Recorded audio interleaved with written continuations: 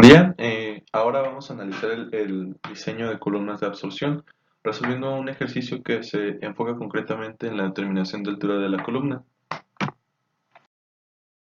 Bueno, el enunciado nos dice lo siguiente: una corriente gaseosa que contiene 3% de A se pasa a través de una columna empacada para remover 99% de A por absorción en agua.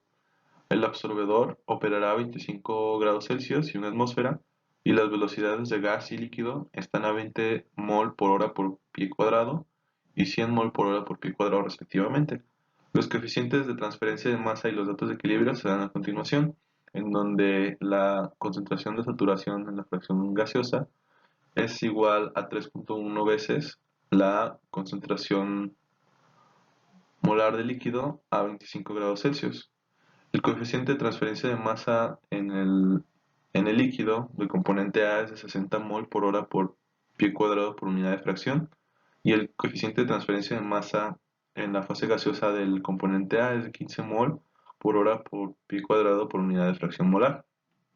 El inciso A nos pide que encontremos el número de unidades de operación en la fase gaseosa, la altura de unidades de operación en la fase gaseosa y la altura de la torre, asumiendo que se trata de una operación isotérmica y despreciando los cambios en la velocidad de flujo de gas y líquido. Y qué porcentaje de la resistencia total está en la fase gaseosa. Y el inciso B nos pide calcular la altura de la torre utilizando el número de unidades de operación en la fase líquida y la altura de unidades de operación en la fase líquida.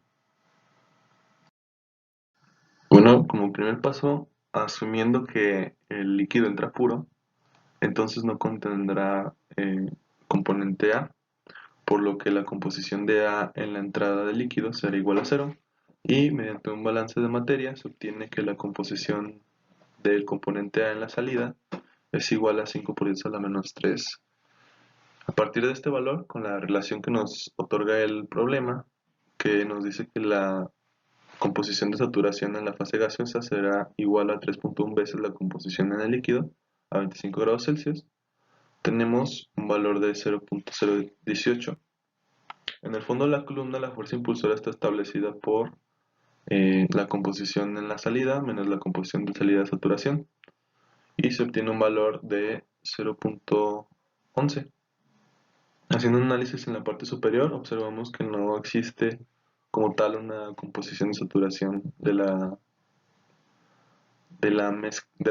componente A, ya que se requiere eliminar pues básicamente todo, 99% de A, por lo que sale 0.003 del componente A en la parte superior de la columna. Entonces, calculando la medida logarítmica, se obtiene un valor de 3 por 10 a la menos 3. Ajá. Y con esto podemos determinar nosotros el número de unidades de operación en la fase gaseosa y obtenemos un valor de 9.61.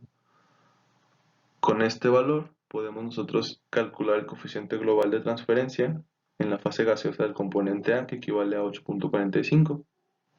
Con este valor, dividiendo el flujo de líquido sobre el coeficiente de transferencia de masa global del componente A, se obtiene una altura de operación de 2.37 pies.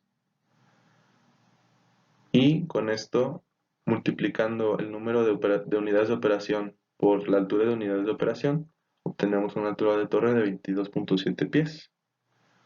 Y la resistencia relativa de la película gaseosa es igual a un treceavo por 1 entre el coeficiente global de transferencia de A en el gas, lo que nos da una resistencia relativa del 56%.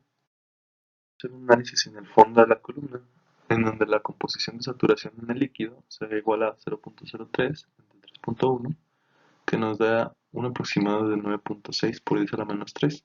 Esto sale de la relación de eh, la composición de saturación en la fase gaseosa que nos da el problema.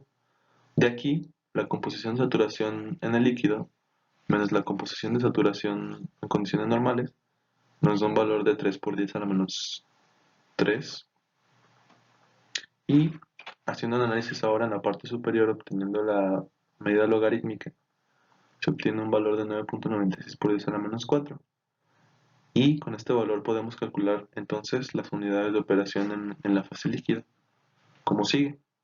La composición en la fase líquida, en la salida, sobre la media logarítmica. Y obtenemos un número de unidades de operación de 5.96. A partir de este valor también podemos calcular entonces el coeficiente global de transferencia de masa en la fase líquida, obteniendo el inverso de esta operación, que es 26.2. Con este valor entonces y la corriente de gas podemos obtener la altura de unidades de operación en el líquido, como sigue, que es 100 entre 26.2 y nos da una altura de operación de 3.817 pies. Con esto, multiplicando la altura de unidades de operación por el número de unidades de operación, tenemos un valor de altura de torre de 22.7 pies. Hay que observar que aunque las unidades de operación en la fase gaseosa y en la fase líquida son bastante diferentes, los valores de los valores de la altura de operación en la fase líquida y la fase gaseosa son también distintos. Se obtienen los mismos resultados para los dos métodos de cálculo.